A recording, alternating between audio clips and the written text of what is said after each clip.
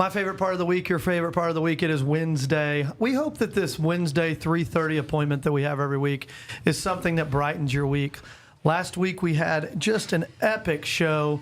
I hope you guys enjoyed it. Brooks, did you enjoy last week's episode? I really did. You know, it's so cool because everybody had a great question for our guest. We had two CEOs on. We got to have Realty of America CEO Eddie Garcia, which was a treat. It was. I mean, all the way from Chicago.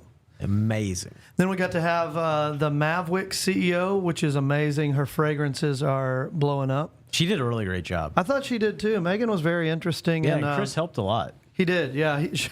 Bringing him along, he was the CEO actually. So I thought Megan was the CEO and he was the CEO actually. So we had a good show last week, which leads me to today is going to be an awesome show because we have two of our real estate moguls in the Metroplex, and just great stories, both of them, a lot of value today.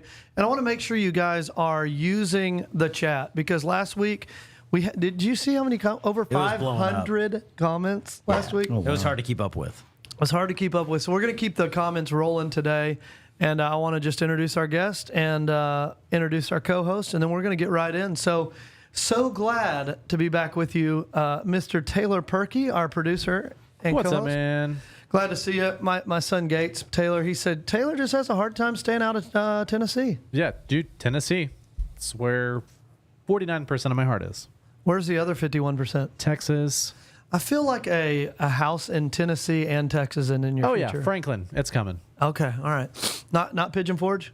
We already got a cabin there. Okay, so you're good. Yeah, you're good. Good. And want to say what up to Brooks. What is happening, man? You having a good day? Great things. I can't wait to hear about it. I know you've had a good week, and now it leads me to the fun part. Mr. Greg Potts, our first of our two guests today. How you doing, Greg? Doing awesome. Thanks for having me, Jonathan. Glad to have you, dude. It's going to be a good one today. And Mr. Bobby Miner, how you doing, Bobby? What's up, JC? Glad to be here. Let's just go around the table. Let's hop right in, and we're going to watch the chat. If you're watching this live, thank you so much. But if you're not, and you're watching this on the replay, and you're actually consuming this on YouTube, I wish you would do us a huge favor and subscribe to our YouTube channel, because if you smash that subscribe button and smash that bell, you will get a notification every week when we go live, which is the same time every week, which is what time, Brooks?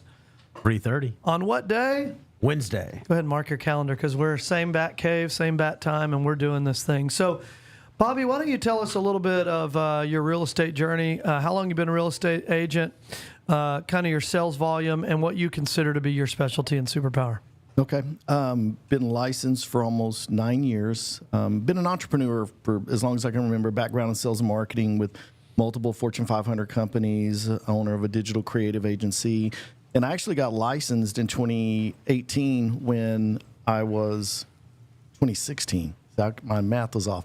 2016 when I was the lead pastor of a church. So I've been That's cool. Yeah, lead pastor of multiple churches for about a dozen years, and got licensed at the urging of my wife based on my background. And been loving it. Fort Worth based, work all over the Metroplex, but my focus is really on Fort Worth. Kind of my branding, Fort Worth Roots Real Estate Results, just because I've lived here my entire life, know the city block by block, like the back of my hand.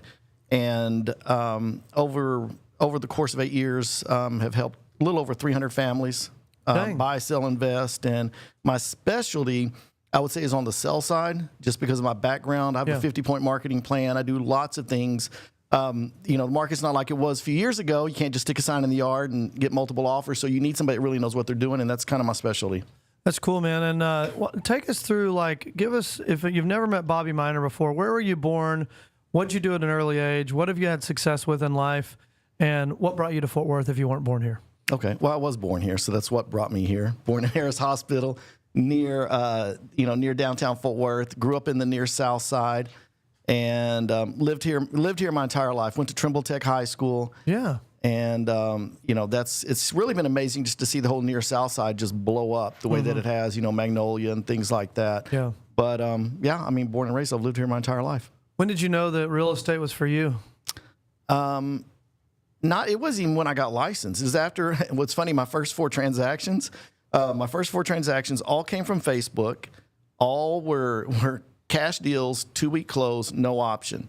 Oh my all gosh. over asking. And so I said, real estate's for me. It's all downhill from here. son. Now, my second year in real estate, my first 5 deals that were under contract, none of them made it to the closing table. So I hated real estate. Yeah. But really, just looking at it, my background as a pastor, as an entrepreneur, in sales and marketing, all my experience in life has really just kind of come together, and it fits me well and helps me serve my clients very well, because there's times when I need to have on my pastoral hat, there's times when I need to have on my marketing hat, times when I need to have on my high-level negotiator hat. So, yeah.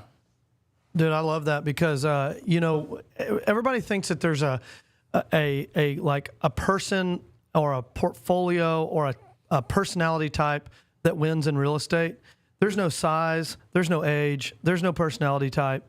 Anybody and everybody can get in real estate, and that's one thing that I want to talk about today. How do you become a real estate agent successful? How do you become a successful real estate agent, and what kind of person does it take, and could real estate be for me? So we're going to talk about that just a little bit today, because I know there's people out there that are wondering, maybe I would kill it in real estate, maybe I wouldn't, but I don't know what it takes to be a real estate agent. So let's go over to Greg, and then we're going to catch up in the chat, because I see all this chat coming through. Greg, share just a little bit of your journey. For people that don't know Greg Potts, where was he born? What was life like at an early age? What's your dynamic? And anything you want to share about your success journey on who is Greg Potts if someone's consuming this podcast right now and never met you? Awesome. Yeah. So I was born in South Texas, a small town called Victoria, Texas. It was south of Austin and San Antonio, about an hour and a half south of there. And just born and raised. And at 17, I moved to Dallas-Fort Worth. I was able to secure a job at a young age with a Palm Pilot guru, a guy named Kenny West, who started what was called Palm Gear HQ at the time. I was able to grow with his company. I was their first employee, and just came to a lot of success at 19 years old, being the VP of operations by 21 for that company. It was pretty amazing. Wow. Then, we had a predatory takeover from another local company when we were trying to sell. So that kind of left me kind of in the mire.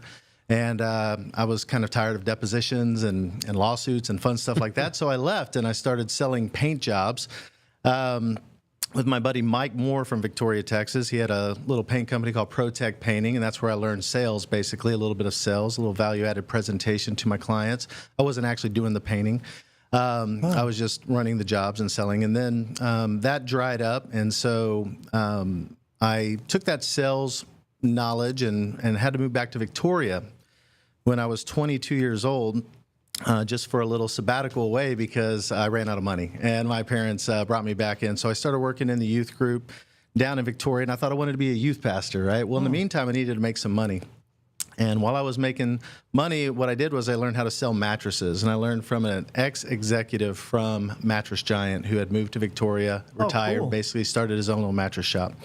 So he taught me how to sell. I mean, like legit how to sell mattresses. I had to learn every coil count, everything about a mattress, right? And I had to take all my clients through these value-added presentations. So I took that sales experience back to Dallas within a year of leaving Victoria. All my friends were up in Dallas, and I wanted to go back. So I came back up here, got my first job in new home sales. So I started in new home sales and construction in 2002, 2003, somewhere in that range. I was about 24 years old at the time, started with Grand Homes. I made a great career out of that for 10 years. I was recruited directly out of new home sales into real estate in 2012. So I'm going on my 13th year as a real estate agent. And I was recruited directly out of new home sales to work with home builders. So I was a real estate agent that was highly focused on home builders. So my secret sauce, or my secret weapon for real estate, is actually I work directly with a lot of home builders, a lot of new home sales reps, people that I know, people that I knew from the industry for 10 years, and then people I've met along the way, offering great programs to help their clients save money and get into their brand new homes. And so it sounds like one of the things that really helped you for the new home sales was the value add of the mattresses and understanding how do you explain the benefits of a mattress of one manufacturer versus the other. And that's kind of one of the keys to new home sales. Yeah. Exactly. It was having that value-added presentation and be able to Marsu Hafner was the person who was hiring me at Grand Homes at the time. And, you know, she was a sales phenom. She was amazing. She was their best salespeople person at Grand Homes for years, and she was the VP of sales for 20 years before she retired. And, you know, she was a little hesitant on hiring me because that was my only sales background, was mattresses and paint jobs. So I didn't have this high level sales background. So she gave me 12 VHS tapes of her doing the value added presentation for a Grand What kind Home. of tapes for VHS. those Gen Z viewers out there? Y'all don't know what that is, but yeah. 12 VHS tapes, and she said, "Hey, I'll hire you after you've watched all 12 of these." And then she got another box out and gave me another 12 Did you watch them? VHS. I did. I didn't just watch them, I internalized them, I memorized them. Wow. The other 12 tapes were very important. They were Tom Hopkins' mastery class of how to sell, the art of selling anything. So I learned her value-added presentation. I learned the Tom Hopkins stuff, came back to her, did a presentation for her, and she hired me. No, I was Tom Hopkins and talking about VHS tapes. So I was wondering, it's flashbacks. I don't recognize that name, Tom Hopkins. Do you? Did No, you? I don't. Okay. All right. Oh yeah, you yeah. serious? He's old school. Yeah, old school, big time sales trainer. You know, back with Zig Ziglar and all those guys. Oh, he was? Okay, cool. That's neat. Let's go to the chat for a minute. Live in Crowley, Texas from the Jonathan Cook World headquarters. Thank you, Barry Bledsoe, for tuning in. And see somebody from the Jonathan Cook team's on YouTube today. We have 49 subscribers on YouTube. We're just 10 episodes in, and we will believe for it ahead of time. We're going to hit our 50th subscriber today on YouTube. We're looking for you out there. So let's do this, because so many people out there are expecting for great second halves of the year. And I know you guys prepare for your second half of the year far before it gets here, but here we are entering the second half of 2025. I can't believe it's already here. I'd like to hear from you three guys. What are you doing? What have you done to prep for the second half of the year? And kind of what is your battle plan moving into it?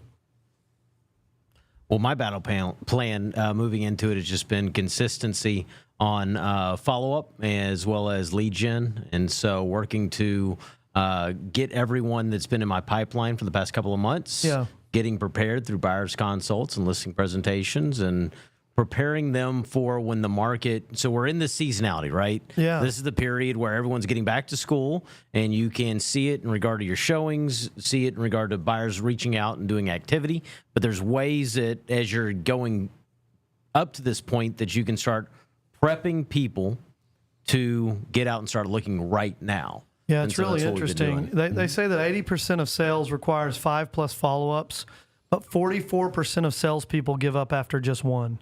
What does that mean to you, Bobby? Fortune's in the follow up. Yeah, it really is. Yeah. And, you know, you think about 60% of customers say no 4 times before finally saying yes. So we talk about persistence as key on our team. And it's been proven that you have a 1% chance of closing the first time. 5% chance of closing the first time. Second communication doubles to 10. Third communication doubles again to 20. Fourth communication goes to 50%. And then on your fifth communication with them, you have an 80% chance of closing them.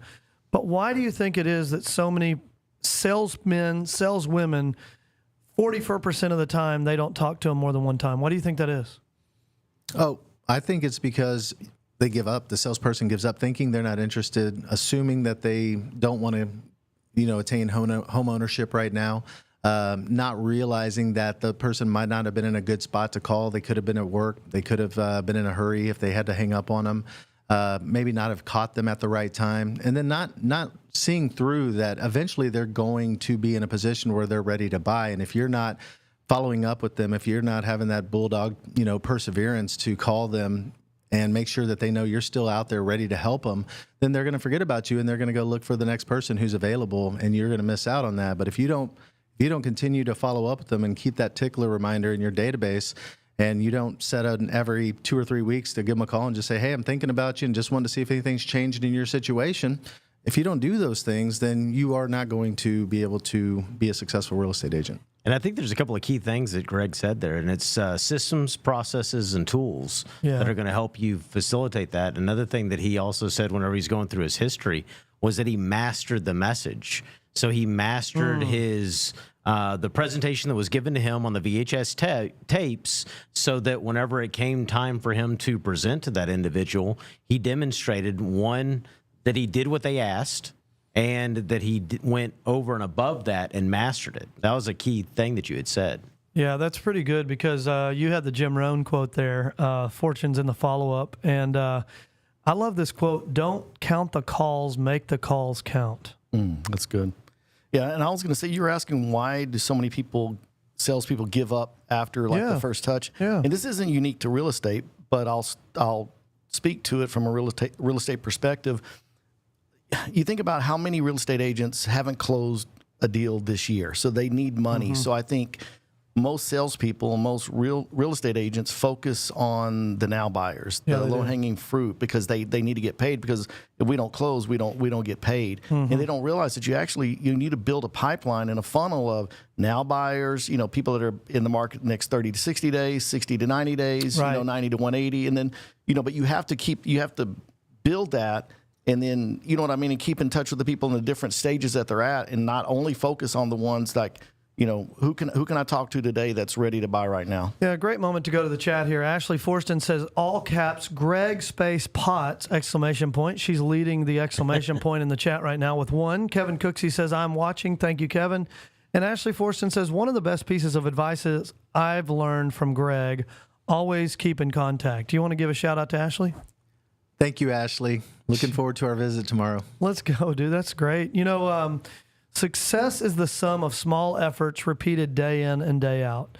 And it's funny because there are times where I'm great at follow-up. There's days where I'm bad at follow-up. There's days where I'm great at follow-up. I think probably the greatest challenge and the greatest opportunity for every salesman and saleswoman leading into the second half of the year is check your follow-up. What do you think about that? Oh, 100%. You have to know what you're going to do the day before you do it. Yeah, they say win the morning, win the day. But you can't win the morning if you stayed up till 2 a.m. the night before, drunk, hungover, making bad choices. I think you got to win the morning to win the day. I do believe that, but I think you got to win the morning the night before. 100%. Yeah, absolutely. No, I always review, every night. Like I'll have a review of like my 3 big things that I want, that I need to do, that I have to do the next day. So Yeah. I know, and those are kind of my non-negotiables. And Yeah. then, as time allows, I'll build in other things, but that's kind of my thing. Like I know when I go to bed the night before, I know what my 3 big things are going to be the next day.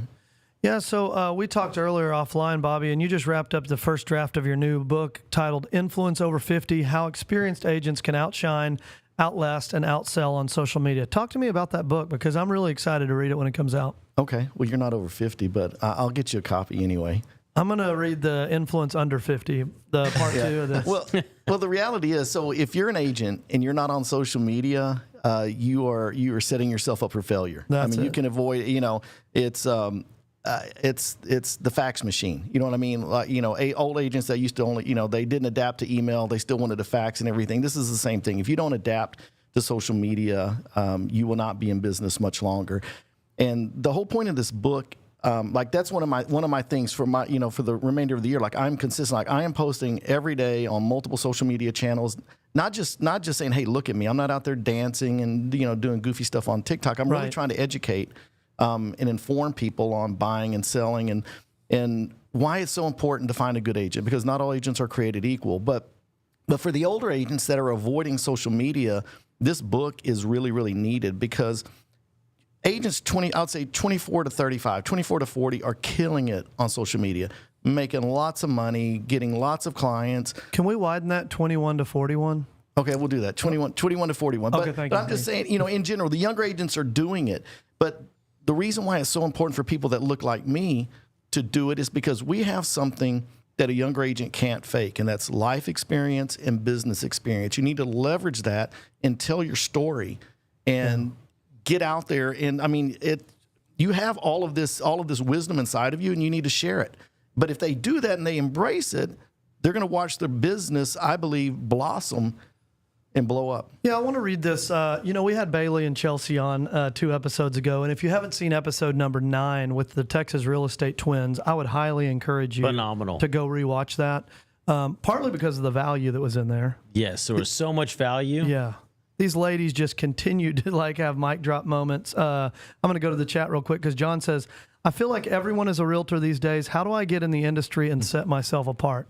John, I love this question, and I'm going to answer this right now. I'm so glad because this is a segue into one of Bailey Grove's posts this week. And Bailey was one of the Texas real estate twins on our podcast, and she said this: the longer I'm in real estate in life, for that matter, the less weight I put on the word experience. Why? Because doing something the wrong way for 40 years is still doing it the wrong way. Yeah. What amazes me is how often I hear, I've been in the business for X amount of years, or I've done it this way for X amount of years, to see a contract come across my desk that's riddled with errors. And instead of pausing to fact check or sharpen their knowledge, the default response is, that's how I've always done it. Experience alone doesn't guarantee expertise. Growth, adaptability, and a commitment to learning does. That last part is key. The commitment to learning, being humble, because there's so many times where, as we're going through things, we realize like, oh, I made a mistake. Yeah. So I got to change. 100%. And that is key to being a better agent. And I think that that's one thing that a good community can do for you, is that it can help you, again, iron sharpen iron, but it does require friction. That's the key for the ironing, sharpening the iron. And so I think that that's one of the things that if you are not currently in a community, you need to get one so that you can continue to refine your skill. Because one of the things that I've noticed is that I've butted heads with individuals that are just individual agents but have gotten their broker license more often than not, because I've done so many different transactions and I do have experience, but I've always wanted to be excellent in writing my offers, having every blank filled out. And I've sometimes come across on this gap of actually understanding the documents. Yeah, and so you think about when you hear an agent, Greg, have you ever heard an agent tell you, well, I'm sorry, Greg, I've been in the business 46 years. What do you hear there? Typically, they're justifying their time in the business because I'm asking them about why they missed 13 things on the offer contract. Yeah, they got to justify something. And they don't want to fix it. They want me to fix it. But no, that much time in the business, you do get callous over the years, especially if you're a mediocre agent and you're just getting by and you're selling, 10 to 12 homes a year. Yeah. So, or they're phenomenal. If they're 46 years in the business, they're usually not telling you that. Yeah, you don't have to say that if you're phenomenal. You also don't have to say, I've done this amount of transactions. Well, then show us your excellence, because I love Bailey's angle on this, because she's not attacking anyone specifically. She's putting a broad blanket out there to just stop with that statement of, I've been in the business X amount of years, and it really doesn't matter. I'm going to say this. I've been in the business 11 and a half years, but the last 6 months, I've been more learning-based than I ever have in my life. I've joined the Zoom community that we're on every single morning, 8:30 to 9:15, with Greg, with Chad, with Brooks, with Jason. Bobby's joining us starting tomorrow. I mean, if you want the link to this Zoom call that we're on every morning, where we are talking back and forth to each other through the technology from all over the different places, and we're training with each other, you don't have to be an agent. You don't have to be an entrepreneur. You just have to be wanting to grow and wanting to find a community, and we'll give you that Zoom link. So if you would just put Zoom link in the chat, whether you're consuming this on YouTube or Facebook, we will send the Zoom link to anybody that puts Zoom link in there, and you can join us tomorrow morning. Join our community. You'll be in our community, no charge to you. Come in, be a part, learn how to really feel what it feels like to not be out on an island and to really be in a community, because iron doesn't sharpen iron just from iron being close to each other. It sharpens iron by the decision to rub up against people in a community and knock the rust off. Yep. Absolutely. Let's go to Ashley Forston, that says, when you're always open to learning, you're always going to get better. The ones that put up a wall will forever fail up against the uncomfortable changes recently made to all our forms. So what uncomfortable changes have you been through recently, Bobby? So here's the funny thing. So as a pastor, I was all about building a team. I never wanted to be the only one preaching, the only one doing this. So I was really big on building a leadership team where we're almost interchangeable, and also build on building community. As an agent, for the first 8 years of my career, I would say I was like a lone wolf. I mean, if I went into the office of my broker once a year, that's probably a lot. So I was very isolated, trying to do things on my own. And so what I've just started doing in the past 2 months is realizing that if I want to achieve the level of success that I know that I'm capable of doing, I'm not gonna be able to do it alone. I need to be around. And I was sharing this with somebody earlier. I won't say names, but former president of KW. And we were talking about this, and I was saying, I don't want to just be around other agents. I want to be around other agents that are like-minded, that are going to encourage me, challenge me, hold me accountable, push me, where we feed off of each other's, synergy and energy. So good. And that's what I'm doing. So I'm realizing that I can't just, work out of my home office 24/7. Yeah, because Brooks has a superpower, but his superpowers are different than mine. But I have a superpower, and my superpowers are different than Greg's. And Greg has a superpower, and his superpowers are different than Bobby's. Taylor has a superpower. His superpowers are different than mine. But when I'm around Taylor, 1 + 1 doesn't equal 2. It equals 11, and that's synergy. I want to be around people that the sum of the parts is greater than the whole. Because here's the thing. If we are going to go slug this out into this industry that we're in right now, where we don't know if interest rates are going up or down, we don't know the future of our economy, we're one step away from a black swan event like COVID at any time. There's a lot of fear that has crept into clients' minds because everybody's stretched out there. They're stretched emotionally, physically, financially, spiritually, sexually. I mean, mental health can literally stretch you to the point of some really bad decisions. So can physical health. So can financial health, spiritual health, all the different pieces. But everybody out there is stretched. And if anybody's watching this podcast or listening to it and you feel stretched right now and you're aligning yourself and you're hearing this and it's speaking to you, here's how to get unstretched. Wake up earlier. I had a great conversation yesterday with Chad Smith, and he told me, Jonathan, I woke up at 3 a.m. today on purpose. I was like, whoa, you didn't sleep well? He's like, no, on purpose. I woke up at 3 a.m. And he was already in the Word, doing his confessions, walking around his property, speaking to the Lord. You think his phone was ringing at 3:30 in the morning? No, sir. This is all offense time. This is what Chad wanted to do to get ready for his day yesterday. And when I tell people that if you want to get unstretched, wake up at 4, 5, and 6, I'm going to add another level to that. You want to go deeper into another level? Wake up at the 3 a.m. hour. See how much you get done. It's 5:30 in the morning. You woke up at 3:30. You've already put 2 hours in, and you still got 2 hours to go before most sheep wake up. Like a lion gets more done in a day before a sheep ever wakes up. And I believe that if you want to get unstretched, whether it's landing with you financially, whether you feel stretched relationally, whether you feel stretched emotionally, sexually, physically, mentally, spiritually, get up earlier. Get up before the devil. The enemy doesn't seem to be working in my life very hard at 3:30 or 4:30 a.m. I think he sleeps till about 8:30. But at 8:30, my phone starts ringing, and it's defense. Oh, gosh. Oh, shoot, she's calling. He's calling. This problem, this termination. Anybody else relate with that? Absolutely. And it's, in order to wake up early, you've got to go to bed early. And going to bed early, you have to have a nighttime routine as well as a morning routine. And you've got to be prepared, and you have to be very intentional about that, which means your decisions from 4 p.m. till 8 p.m. need to be very good decisions health-wise and drinking-wise and eating-wise, because you want to be able to fall asleep at an early time. So if you're getting up at 5, I like to be in bed by 9:30 and then asleep by 10. Now, that's only 7 hours of sleep. I would like 8, but that's about my normal rhythm, to where I'm not going to be able to fall asleep at 9 o'clock. It's interesting because I just started this new habit. I'm as of today, this is a humble brag because I've worked really hard at this, but as of today, I weighed myself. I started in September of last year. When I hit 200.4 pounds, first time I'd ever seen 200 on the scale, I said, I'm done with this. I was physically stretched. I said, I'm done with this. And on this journey, I bought a 7-foot mirror in my bedroom. And I bought 3 dry erase markers that lean up on the top of the mirror, between the mirror and the wall. And they sit up on that ledge. And every morning and every evening, I weigh myself. And I put the weight, and I put the date, and I put AM or PM.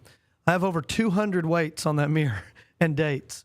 But as of this morning, I weighed myself, and I was the lowest weight, 186.2, that I've been since I started this journey. And so that's 14.2 pounds that I'm down. It has not been easy. It's come from no carbs, mostly protein. So I eat meats, veggies, vegetables, and I drink water and the occasional tea, but I don't drink tea past 2 p.m. And I also started walking a track with my dad at 6 a.m., who's 69 years old. And my dad told me that anytime he drinks tea past noon, he can't sleep. He can't go to sleep at night. So maybe there's somebody watching that you are listening to what Greg just said about your drinking choices are important after lunch. Don't want you to have any soda at all. But if you have soda, certainly don't have soda or tea after lunch, because it's going to affect your body. You're like wide awake at 10 p.m. or 11 p.m. and midnight. Like, why won't my mind shut off? Anybody had any friends that my mind just won't shut off? Well, let me go back to your daily choices of nutrition and drinking. A lot of people don't realize how much caffeine stays in your body for hours and hours and hours. So maybe this is an action step for somebody, but Daryl Mayberry says, "Hey, Greg!" exclamation point. He is now What's up, tied for the Daryl? lead with 1 exclamation point. Ashley Forston had 1. Daryl just tied Ashley. And so the exclamation point in the chat right now is 1. That's the leader. Let's go to a transition because I wanted to ask you a question specifically, Greg. You transitioned to Realty of America this year. You came from another company. I want to know the reason why and what you've seen since you got here and what your greatest success is since you made that change. Yes, I recently came to Realty of America in June. I was already searching for another brokerage. The brokerage I was with, don't get me wrong, it was Compass, and it was amazing. I loved Compass. I really did. I love Brenda Sims there. So anybody who's listening, Brenda Sims, put a thumbs up in the chat because she is an amazing sales manager. Don't want to take anything away from Compass. Compass made a lot of my dreams come true when I sold my brokerage of 5 years, Social Realty, in 2021. I was with Compass for 4 years, and around the last year, I started to search for brokerages. The reason I chose Realty of America, I was about to go to another brokerage. I had a really good offer. I had all but accepted it in verbal. And I reached out to Jonathan, and I said, "Man, why did y'all leave this company? Because I'm about to head that way. I'm about to sign the contract tomorrow. And hey, I just want to hear from you why you left." And he said, "Can you be in my office tomorrow?" Showed up in his office the next day, and I think I had a ball cap on. I was casual and didn't know what to expect. I thought I was going to sit in his office and have a conversation with him about why he left that company. And I showed up, and Chad Smith was in a suit, and Jonathan was in a suit, and they were taking this visit seriously. Like, I wasn't prepared for that. And they sat me in this room right here, and they lined out, number one, the Real Solution. The Real Solution has been a huge game changer and a big determining factor for why I made my decision to come here. But then number two, they lined out all of the opportunity that Realty of America has to offer any agent right now that wants to be on the ground floor of what's going to be probably one of the largest, most successful real estate corporations in America. And me being 48 years old, I know a good opportunity when I see one. And God, I truly believe I never had a great feeling in my gut about where I was leaving. I knew people there, and I loved people where I was heading to the company that we're speaking of, where I was going, and there was really good friends there. And it would have been a good opportunity for me. But when I sat down in this room and listened to Chad and listened to Jonathan and heard all the stories about everything going on, I heard Chad's story, I heard Jonathan's story, I heard the playbooks that they had for me to be able to offer me, and I heard about the Real Solution. That's the Zoom link we're talking about, which I see Mike Beardsley said Zoom link. So, Mike, we will get you the Real Solution Zoom link so you can be on with us at 8:30 in the morning. Absolutely. Anybody that can tune in to the Real Solution, if Jonathan is offering this up for free right now, take it and jump on, because if you're a real estate agent out there, and I think Jonathan said anybody, it is a very spiritually uplifting start to your day. It's a lot of positivity. There's a lot of education with real estate. You're going to be much more prepared with your clients every day if you tune in, because you're going to be on top of what's going on with interest rates, what's going on in the market, what's going on with the hundreds of thousands of listings in Frisco that are active right now that we learned about this morning. Gosh, dude. So it's such a combo pack between the Real Solution and what Realty of America is offering for people getting on the ground floor of it's the next EXP, it's the next Real. It's Real and EXP mashed into Compass all in one, and then a unicorn comes out and going further and just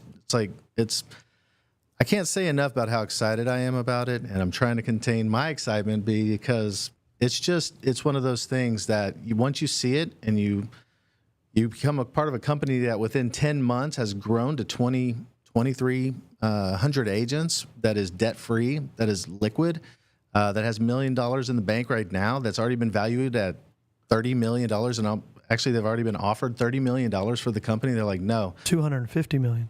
Oh, well, last I heard was 30, so that's a new one. It's huge. Yeah. Greg has this. Monty Kane's watching live in Burleson with Texas Best Demolition and Burleson Tree Service. What up, Monty?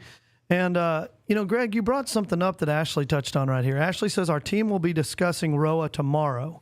We are pumped to hear about it. The Real Solution is one of the best things ever referred to us. I'm changing the way that I'm about to start talking about this because Eddie Garcia came here. I think every one of us got to be in the room with Eddie Garcia this week. And I got to hear him tell his story multiple times this week. And it is a grand slam that just hasn't been called yet. 2,351 agents, and I think it took another real estate company, I'm not going to say the name, but if I said the name, you would know exactly who it is, over 6 or 8 years to get to 2,000 agents. And in just 9 months, 10 months now, we have 2,350 agents on board, fully onboarded, and selling real estate at Realty of America. This is the fastest growing company in real estate in America right now. And the plan is, in 2.5 years, to take this thing public. And if you wanted to be a part of an IPO but you missed it, you have an opportunity right now. If you're a real estate agent that's not just slaying the dragon and you're not just stoked every day to show up, I am literally cannot wait to get out of bed and hop on the 8:30 Real Solution Zoom call with you guys in the morning. And the difference in this IPO is that it's going to be built up and it's going to be anticipated and it's going to be talked about and it's going to be a big deal that everyone in the real estate industry is going to be buzzing about for the next 3 years, 2 years. And I think one of the things that one of your teammates, Brian Certain, brought up was that as a top producing insurance salesman for another company, he had never met the CEO. But last week, Eddie Garcia flew here to start thanking agents that have joined Realty of America and wanting to inspire them. And he left us with one big caveat that I thought was very important, which is that as a Realty of America agent, you are already part owner. The question is how much of the company will you own? And that relationship will be determined by how many people you share that opportunity with. Right. And I think that's a key thing because it's a huge opportunity that we have before us. I love that. Yeah.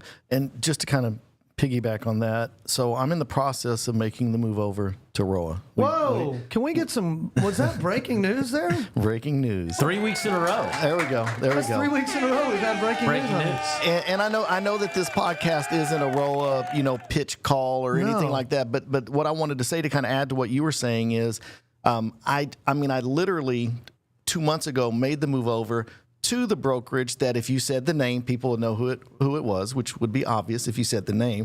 And I had no interest whatsoever in making a move. You invited me to come here to hear Eddie speak, to meet Chad and all of that.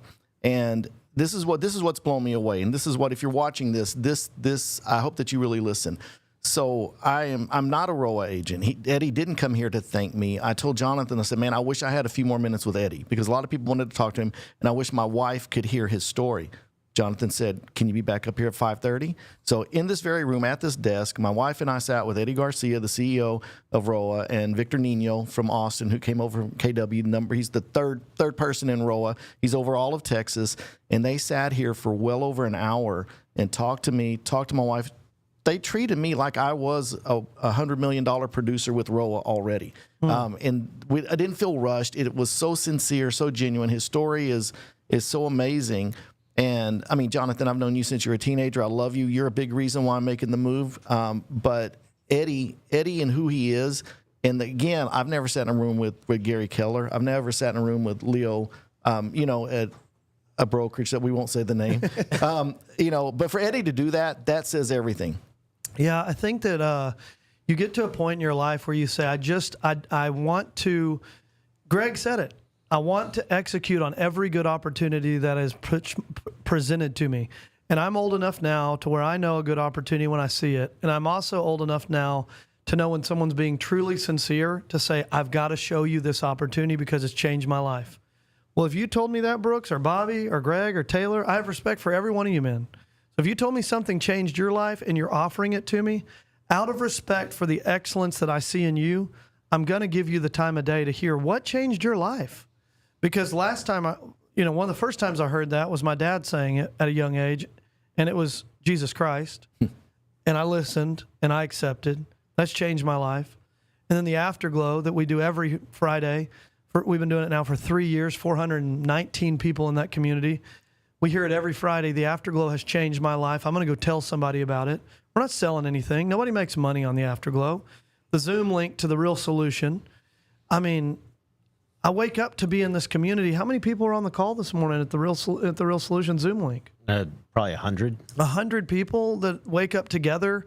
Greg was one of them. You were one. I mean, people that we know personally. And then you get to go to some of these in-person things where, like, Eddie comes to town last week, and there's 200 people in our offices in the span of 48 hours. And I'm meeting people that I've only seen on a 1-inch by 1-inch square on Zoom for months. But you're like, Maribel. I get to hug Maribel. I got to meet all these people that all I've seen them on is a little 1-inch by 1-inch square. Then my gratitude rises because I'm like, Heavenly Father, I'm so grateful for the technology of Zoom, where I can spend months and months and months on the Real Solution Zoom link in the morning with Maribel. And then I've never even met her in person. And then I meet her in person and feel like I've known her because we spend an hour together every morning. Well, and one of the things to consider is that what Eddie did is he had an idea. He met with Mark Demas, who on his own in 1 year sold $987 million, almost $1 billion worth of real estate. And then he went and put together like the U.S. basketball Olympic team of brokers. So it's everyone who has been a top producer in across the nation, and he got them together. And so if you think about that, when it comes to an organization, a lot of times you have outside capital that has this idea that they want to tap into something so that it can extract the wealth from it. Yes. But what they did was they actually found the best players in the nation, got them together and said, you know what? We can make real estate better for the agents by creating this. And so you have this mastermind effect that comes from the top people getting together, working to create an opportunity for other people because their goals and their dreams are so big. And I think that's one of the key takeaways for anyone that's kind of thinking about this ROA opportunity, the Realty of America opportunity, is just that you have so much. We used to, in my graduate school, we referred to it as scholar practitioners. People who had the educational background, but they actually were doing it day in and day out. One of the biggest reasons why Chad created the Real Solution was because if you go to any major brokerage, the people that are teaching those classes, they're not bad people. They're just producers that have stopped producing 5, 10, 20 years, or there's someone that's a new agent that has got the time to actually teach the course. They're not the scholar practitioner, the subject matter expert that actually has their finger on the pulse of the market. Right. And that was one of the things that Greg was talking about in regard to the Real Solution, which is just that you get this download of what is going on. And if you master the topics that are done every morning from 8:30 to 9:15, your confidence in your skill set is going to go through the roof, and your ability to meet a high net worth individual that's able to purchase a nice property is going to be greatly increased than any other place you could go. Yeah, that's really good because you think about these 7 people that started ROA, the first 7 hires from Eddie Garcia, and they were all massive producers, and they all shut down their teams to start Realty of America together. It's like Michael Jordan quitting his career, Scottie Pippen, then Dennis Rodman. You know, those Bulls, those 95 to 97 Bulls, it was like, dude, it was just a few guys. It was just Scottie Pippen. It was just Dennis Rodman. Michael. I mean, I say just, but it didn't. It was a core. It didn't take 200 people to have the Chicago Bulls. It just took a few. You think of the Kobe Bryant, Shaquille O'Neal Lakers. Just took a few, and that is what is formed here. And that is the difference between any other real estate company ever. It was the 7 massive producers built this thing. One of which, with just 15 sales agents, by the way. Mark Demas' story is cool. But when you add in there that it was only 15 sales agents that sold $1 billion, barely shy of $1 billion in 1 year. And Eddie last week on the episode said their best month was 780 transactions in 1 month that year. I'm like, bro, that's 25 transactions or something a day. Oh, wow. Come on. That's like 2 an hour for a solid month. Like, oh my gosh. And these are the people that have paved the roadway for us. They've paved a 12-lane highway. And all you got to do is copy. Mark Demas will share it all with you. Eddie Garcia will share it all with you. That's what I love. That's what I love. Absolutely. Absolutely. I love being in proximity with these guys in the Real Solution that are $100 million producers that I'm learning from, and I'm getting their listing presentation so that I can tweak mine and make it even better, and just so much gold in that little room of Zoom that's going to be so big one day. Mm-hmm. Yeah, there's going to be 2,000 or 3,000 people on Zoom, and it doesn't have to change. That's why we call this the Infinite Agent Podcast, Because when you're cloud-based, when there's no brick and mortar, there's no limit to how big you can make your business. Well, and I was going to say it's not only the fact that this, the first 7 hires that Eddie made, their level of production in the real estate industry. It's also the type of people that they are. Just as, in the past few days, I've talked to 3 different people, all outside of ROA, that know Victor Nino, and every single one of them just raved about how much they love Victor. What an awesome, amazing man he is, husband, father, and everything. So it's not just, hey, these are top producers that are here. These are top level people. Wow. Yeah. And Eddie called me. This is a short story about the man that Eddie Garcia is. So he called me and said, I'm headed to Texas. And I said, if you need anything, let me know. You need a ride from the airport. You want to stay at my house. You need me to pick you up from somewhere. You need me to drive you from Fort Worth to Dallas. I'm here for you. I got an extra car or 2. If you need a car, found out he was coming with 2 other people. I said, if they need a car, I got you. Then Eddie responds and says, yes to all. That would be so helpful. And I'm like, okay. Eddie needs a ride from the airport. He needs a place to stay. He needs a car. His friends need a car. So in like a few hours, and then Eddie's like, oh, by the way, my plane lands at midnight. Well, then we had weather in O'Hare coming out of Chicago, which there always is, and midnight turned into 1, 1 turned into 2, 2 turned into 3. I didn't pick up Eddie from the airport. We didn't leave the airport till 3:50 a.m., and I would have loved to have gone back to bed at 3:50 a.m., which it's a 45-minute drive to my house, so at 4:30. But I said, Eddie, it's breakfast time at Whataburger, and you've never had Whataburger. So we stopped at Whataburger. He loved it. But then it's 5:45 on the first day of school for my kids, and I wasn't going to bed for 1 hour and then waking up and taking. So I just stayed up, and then I stayed up the next night because we had meetings all day long, and then went to a steakhouse, and then stayed up another day, and it was an amazing stretch to make me better. But then Eddie goes to Dallas for the last 2 days, and we're over here in Crowley, Fort Worth side. And instead of going the final day from Dallas, where he was, to DFW Airport, which is closer to Dallas, he had Victor Nino drive him all the way back to Crowley to our world headquarters here where Airwave Studios is. And he hugged me and thanked me in person. The only reason he came back here was to get out of his car for 3 minutes and to hug me and thank me in person for letting me stay at his house, borrow his cars, and pick him up from the airport. I said, Eddie, why didn't you just call me from Dallas on your way to the airport? He said, because in person matters. And relationships that matter to me, I meet with those people and I speak to those people in person. That's why I flew to Chicago, to come meet with the agents that have gone to 700 agent count in 10 months in Texas in person and say, Brooks, thank you for being one of those 700. Bobby, thank you for being one of those 700. Greg, thank you for being one of those 700. Chad, Jonathan, Jason, all the pieces, thank you for being one of those 700. That is a whole new level. That is iron sharpening iron. Because if it were me, I probably would have already been close to the airport, and I said, Victor, just take me to the airport. I'll see you later. What a great trip. And I just want to give hats off to Jonathan for how hard he did work with Eddie. He was right there with him every step of the way during that week. And Jonathan shared a photo with me of him at the end of the day. I think, was that at the Afterglow where you were falling asleep, standing up? I'm gonna get that photo on the screen. I'm going to send this to Taylor in just a couple minutes. Gosh. We'll have that on the screen, and we'll end with this. Amazing. But when your iron sharpens iron, like that made me check myself. If someone's done something really rad for me, what is it for me to drive to Mansfield and hug them in person? It calls you up to a new level. That's exactly right. Yeah, it does. Yeah, It calls you up to a new level. Yeah, I'm going to be honest. I would have sent a text. I'm just being real. And I love people, you know what I mean? But I would have said, hey, hey, Jonathan, thank you so much. Appreciate it. Whatever. And it would have been genuine, but that's next level. And that's the kind of person that is leading this company. And somebody who was that said he's an agent CEO. Yeah. Say that again. He's an agent. He's an agent CEO. Yeah, Eddie. he's an agent. Yeah, I mean, he's sold, he's produced, he's got the skins on the wall now. Like he's not, like Brooks said, sometimes trainers go get a salary job as a trainer and they hadn't sold in 10 years, so they don't know Instagram, they don't know TikTok, they don't know the ways to have a social media viral video right now, or they're teaching it 10 ways old. And I would rather have people teaching it that shut down their $971 billion producing team to come teach me how it's done, because that's the path I want to go. And I think, Taylor, roll that beautiful bean footage if you got that picture.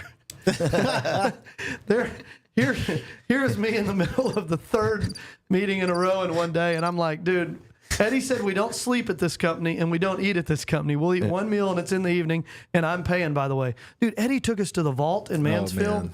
which So is one of the good. coolest restaurants. I didn't even know this existed. You open the menus, and strike me dead if I'm lying, but they light up. LED lights Backlit. up the menu, backlit, the steakhouse seafood, and then the check comes out right after we had gotten a 2-foot-tall gold Ferris wheel with cupcakes in every seat. And then the check comes out, and I was like, this is several $1,000s. And I was like, how are we going to divide this? I'm just thinking to myself. And Eddie goes, on me. And I'm like, wait, what? I mean, it's just like Brooks said, it's just another level. It just checks you. Am I being generous enough? And the other thing is that he's done 180 flights, all in coach. He also said that of the 7 companies that he's created, not a single one has ever operated in the red. They've always operated in the black. And as Pastor Gene Lingerfeld says, black is beautiful. Black is beautiful. Because you always, and that's what you want when you, like, how many companies out there have taken on bad debt just to keep the doors open? Yeah. And so the fact that he is so dead set on allowing people to come in and muddy the waters through a bunch of outside cash, what is the easiest route? And oftentimes, what was it? The things that you do, what was he saying? He was, the things that you do to enjoy today are the things that will cause tomorrow to be hard. Yeah. Yeah, it's pain today, pleasure tomorrow, or pleasure today, pain tomorrow. You really get to decide. And I think about this, but when you're in debt, I mean, take it from a business, a church, the leader is constantly pressured with making unethical decisions because of what the debt's doing to her or what it's doing to him. Oh, shoot, we're in debt. If I just cut this corner right here, it'd be a little bit easier. You know, but when you're out of debt, you don't have to cut corners. You don't have to be unethical. You don't have to lie. You don't have to cheap anything out. You can raise, I mean, I love going to Faith Christian Center and seeing Scott on every square of toilet paper in the bathroom. Like, I know what brand the toilet paper is because it's just It's a level of quality. excellence. It's of quality. It's like, you know, I know what Eddie drives. I know what Eddie wears. I know where Eddie eats. I know where Eddie works out. I know where Eddie sleeps. You know, everything. These are the type people that I want to surround myself with. And sometimes it's pruning in our lives that causes the roses to grow back bigger and brighter. But we are so scared to prune these relationships. But when you get relationally stretched, if you don't have those pruning shears out, you're going to continue being the same person and just coasting through life in relationships. And if you're coasting, gravity only pulls you one direction, which is downhill. So if you're coasting, by default, you're actually going downhill. Yep. I hope this podcast spoke to somebody today. Bobby, great job today. Oh, thank you.